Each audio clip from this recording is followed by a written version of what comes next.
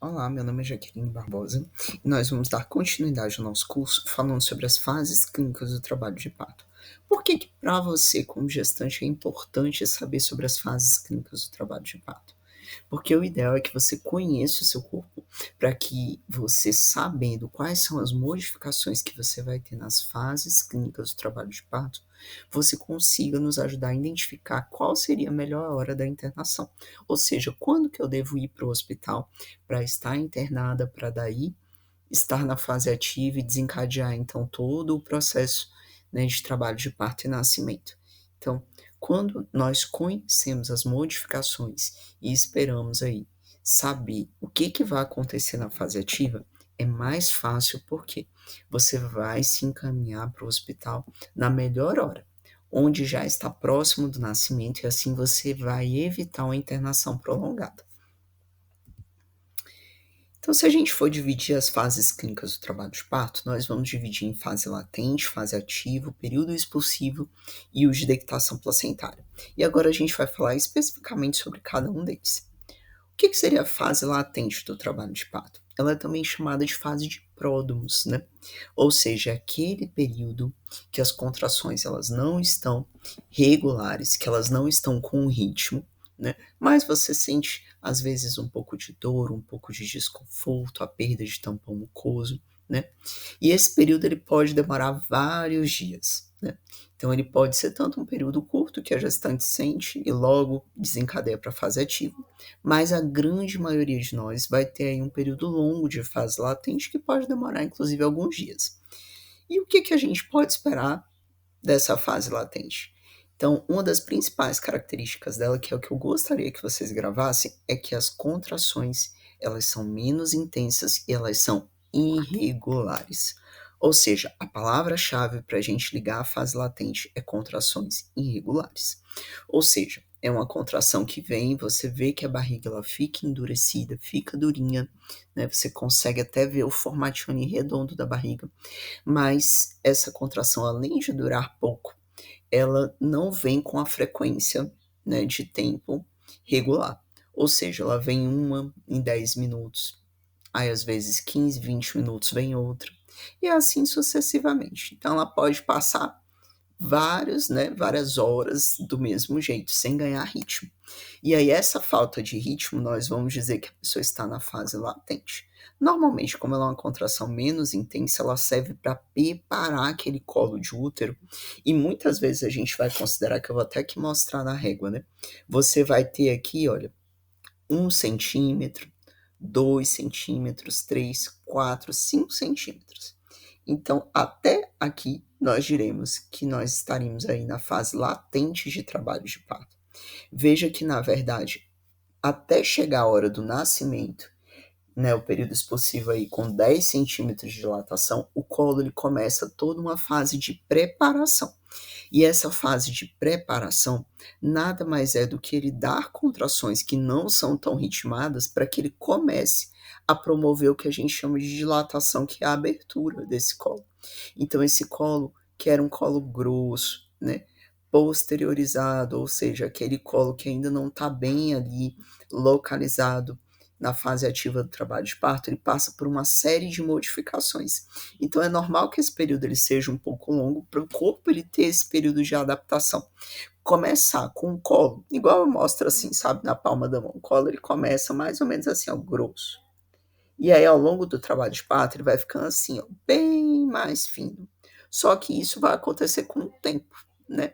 Então, ele vai estar, quanto mais fino ele estiver, mais fácil vai ser dele promover a dilatação cervical. Então, o que que acontece? Essa série de modificações, ela ocorre na fase latente do trabalho de parto. E o que que eu queria mostrar para vocês? É que se é uma fase que demora tanto, onde as contrações elas não estão com ritmos, ainda não é a hora de você procurar o hospital para internação. Você só vai procurar se você tiver perda de líquido em grande quantidade. Se você tiver só a perda daquele catarrinho, né, com os raios de sangue que a gente chama de tampão mucoso, você pode ficar em casa e esperar chegar na fase ativa do trabalho de parto. E se automaticamente a gente já sabe que essa fase latente ela vai demorar alguns dias, então o que que a gente tem que fazer? Primeira coisa, não precisa de internação, você pode ficar na sua casa, né? Tentar ter um período de repouso, tá? Tomar um banho morno, né? Fazer todo aí um ritual, né? Se você puder, tiver óleo essencial, para tentar dar uma relaxada, ter um descanso, um sono adequado, procurar se alimentar bem nessa fase, tá? E ter hidratação, ou seja, ingerir mais líquido. Essas são as principais orientações que a gente dá. Então vamos lembrar que a fase latente é marcada pela presença de contrações, mas contrações sem ritmo, ou seja, contrações que não são tão intensas e que não vêm com espaçamento aí regular de tempo. Depois dessa fase, aí sim, a gente entra na fase ativa de trabalho de parto. Uma coisa que eu queria falar para vocês, que na fase latente não é hora de você ficar fazendo agachamento, dança, nada disso, tá? É hora de descansar para você guardar energia para quando chegar na fase ativa. Toda essa energia que você vai ter que gastar na fase ativa, ela precisa ser reservada antes. Ou seja, o ideal é que você tenha repouso, tenha descanso, para quando você chegar na fase ativa do trabalho de parto, aí sim, você está descansada para suportar esse processo aí de trabalho de parto. Então, até chegar ao período expulsivo, a gente fala aí que mais ou menos você vai ter um período onde você vai estar ali com 5 centímetros de dilatação até 10 centímetros.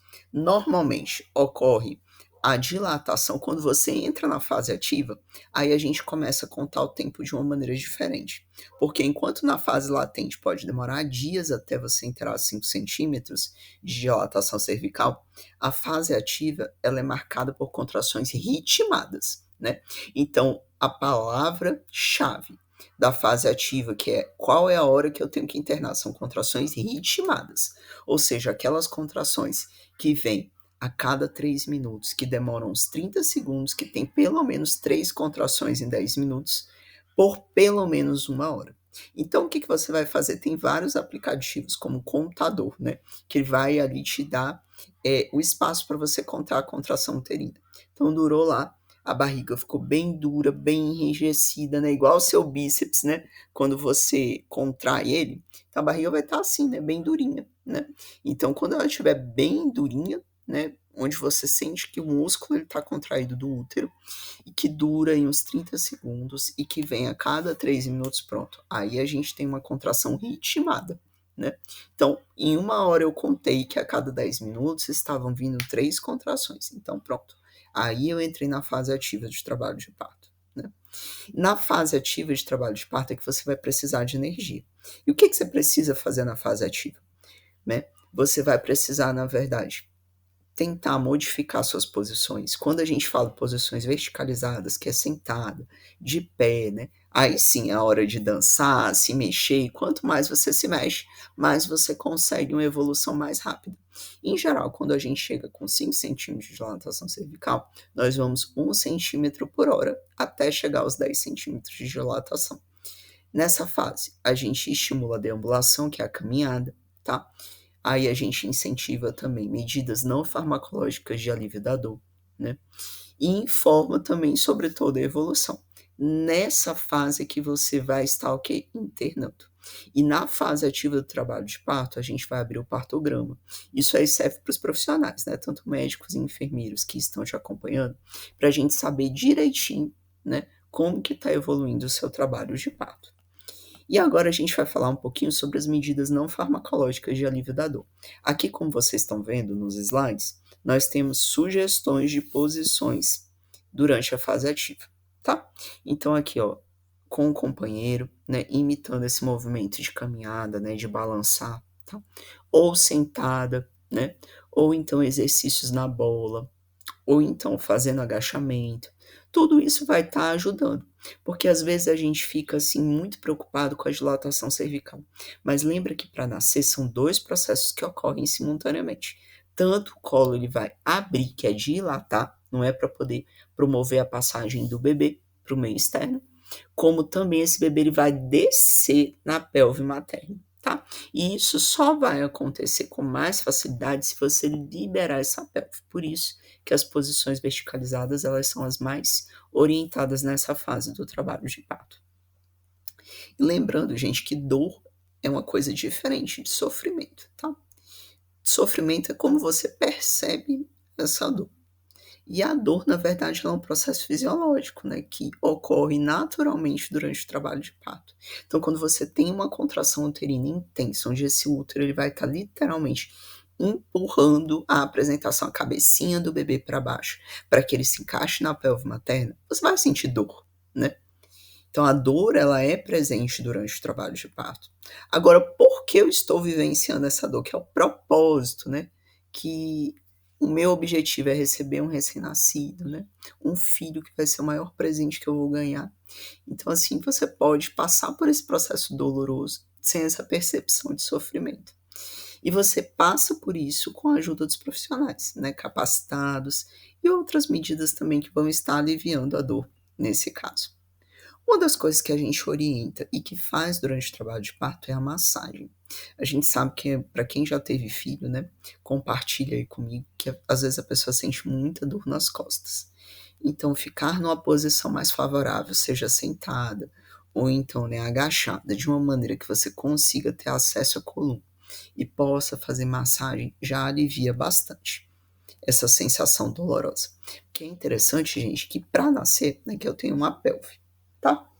Então eu tenho esses últimos ossinhos da pelve, que é o cóccix. Então o que que acontece durante o trabalho de parto? Ele vai se movimentar, né? Ele vai expandir para que esse bebê ele possa passar. E esse movimento de expansão da pelve, ele só vai acontecer, né?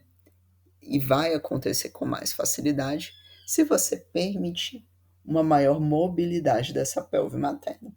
E como você promove maior mobilidade? É você deixando ela, né, livre, com livre espaço para fazer a acomodação desse bebê, tá? Outra coisa que pode ser utilizada, o uso de compressa morna, né, ou então de bolsa aquecida. Ela pode ajudar bastante durante o trabalho de parto. Então, se você já está sentindo esse incômodo, mesmo na fase latente, você pode fazer isso em casa. Outra medida que a gente usa, e por isso que a gente aconselha, né, a ida para a maternidade com sandálias, né, antiderrapantes, tipo Havaiana, é o banho morno. A água morna, quando ela coloca, você consegue relaxar quando ela toca o seu corpo, né, promover um maior relaxamento da musculatura, principalmente das costas. Então você consegue utilizar essa medida como medida de alívio de dor, né? Temos as técnicas de respiração, que são super importantes. E olha, quando a gente fala de técnicas de respiração, é muito interessante como que isso faz diferença, inclusive nos batimentos do bebê. Então, uma das coisas que a gente precisa fazer é se preparar. Então, nada do que as pessoas falavam antes, né? Olha, faz mãe, aquela respiração tipo cachorrinho, né? Aquela respiração ofegante. Essa ventilação, ela não consegue, né, mandar oxigênio suficiente para você e para o seu bebê. Então, o ideal é que as respirações elas sejam lentas e profundas. A gente sempre traz a ilustração, olha, faça de conta que você está, na verdade, cheirando uma flor, inspirando profundamente, enchendo o seu peito de ar e depois soprando a vela lentamente. Ou seja, com essa técnica de respira devagar e depois expira devagar, você consegue fazer com que vá mais oxigênio para o bebê. E é muito interessante, porque a gente que assiste o trabalho de parto, a gente consegue ver que quando a mãe ela não está ventilando bem, ela está muito ansiosa, por algum motivo ela está respirando dessa maneira muito ofegante, a gente vê notadamente que o coração do bebê ele reage a isso.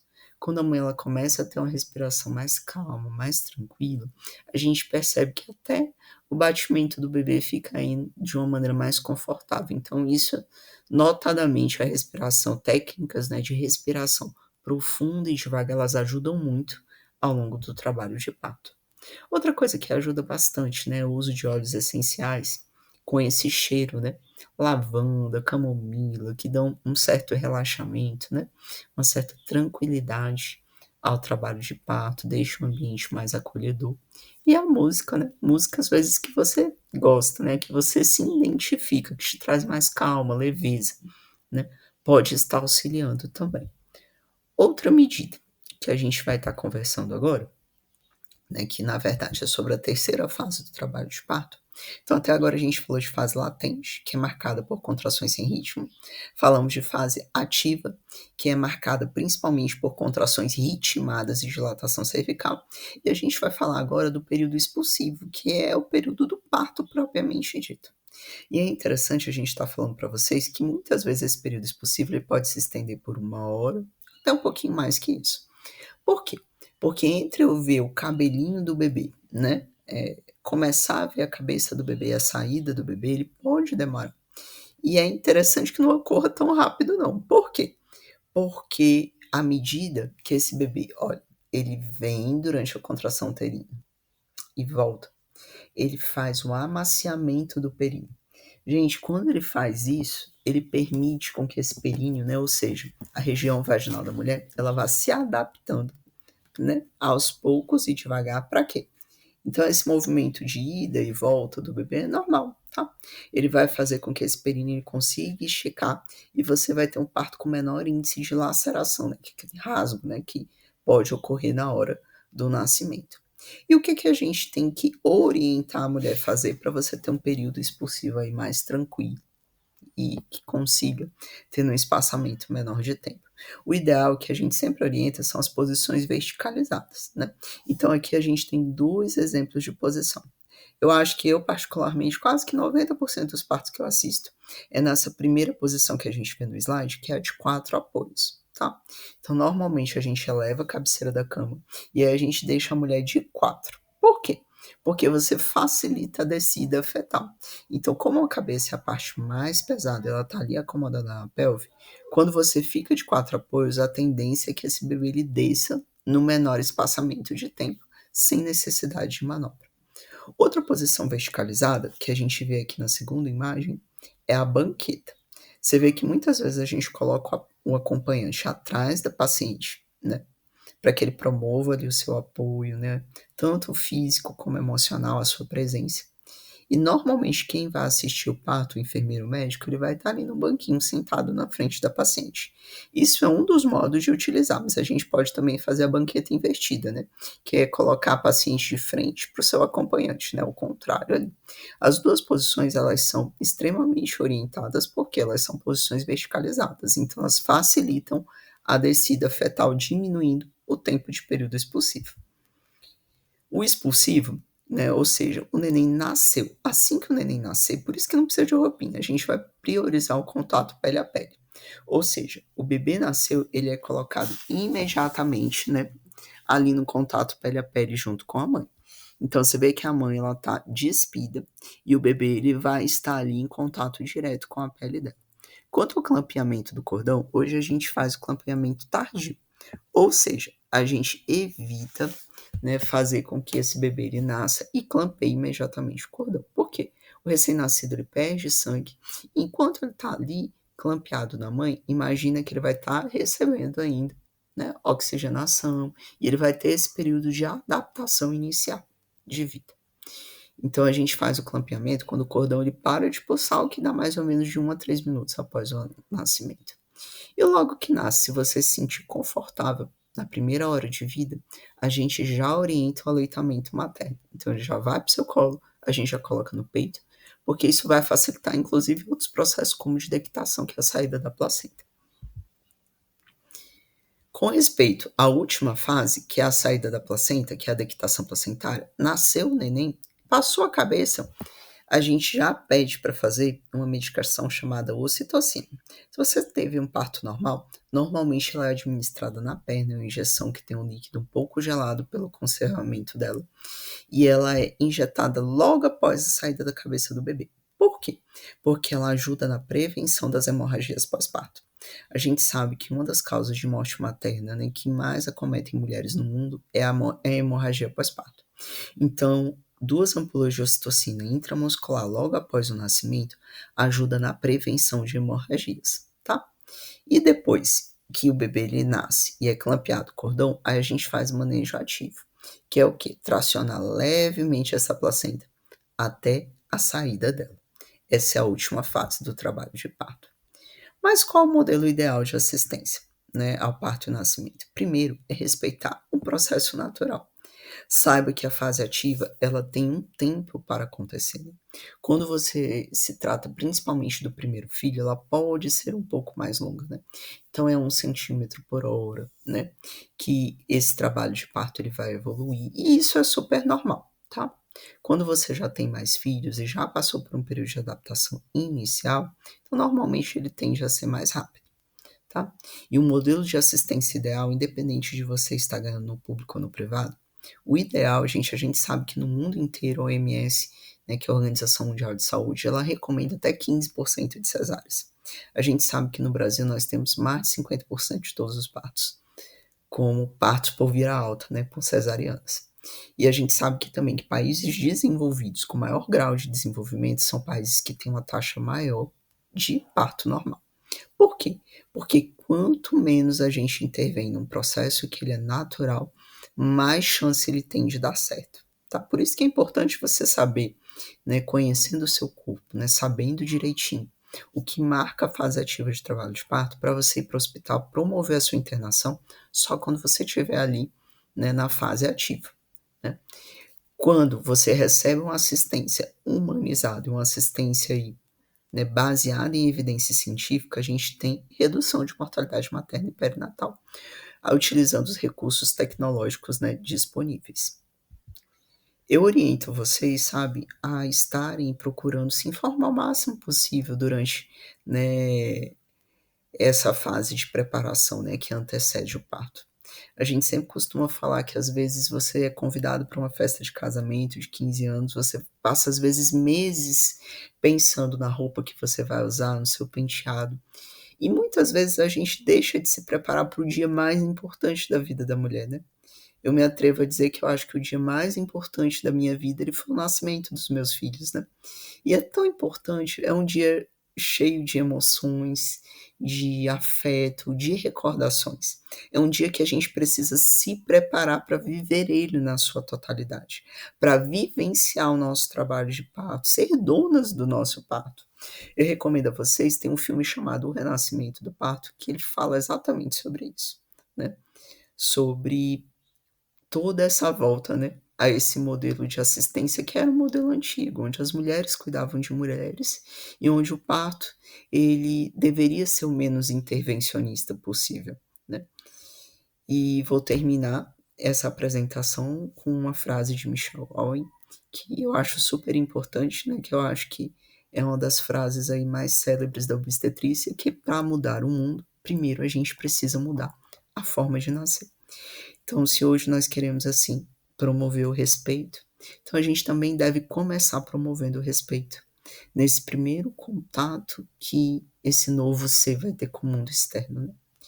Então é respeitar também o processo de nascimento, é respeitar o tempo, né, que esse processo ele demora para ocorrer. Como eu disse, meu nome é Jaqueline, antes de tudo eu sempre falo que antes de qualquer título que eu venha a ter, o meu maior título é o de mãe, né. Além de ser mãe de 3 filhos, eu atuo como doula e enfermeira obstetra.